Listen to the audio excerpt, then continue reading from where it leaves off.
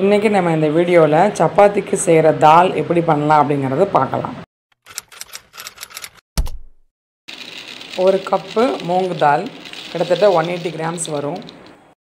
சின்ன வெங்காயம் ஒரு 4, பூண்டு ஒரு 4 பல்.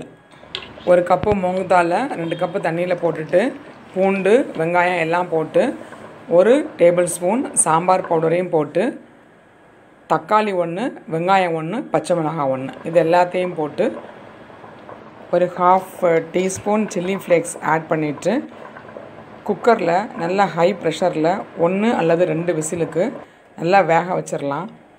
இப்போ ஒரு கடாயில் 1 டேபிள் ஸ்பூன் எண்ணெய் விட்டுட்டு அது காஞ்ச உடனே கடுகு வெங்காயம் கருவேப்பிலை எல்லாம் போட்டு தாளிச்சிட்டு வேக வச்சுருக்கிற மூங்கு தாலை எடுத்து இதில் நல்லா போட்டு கிண்டி விட்டுறலாம். 1 டீஸ்பூன் உப்பு 2 கப்பு தண்ணி ஊற்றி நல்லா கலக்கி கிண்டி கொதிக்க விட்டுறலாம். ஒரு 5 to 6 மினிட்ஸில் நல்லா தரதரன்னு கொதிச்சிரும். அவ்வளோதான், இறக்கி வச்சுட்டு சப்பாத்தியோடு சர்வ் பண்ண வேண்டியதான். கண்டிப்பாக ட்ரை பண்ணுங்கள். தேங்க்ஸ் ஃபார் வாட்சிங்.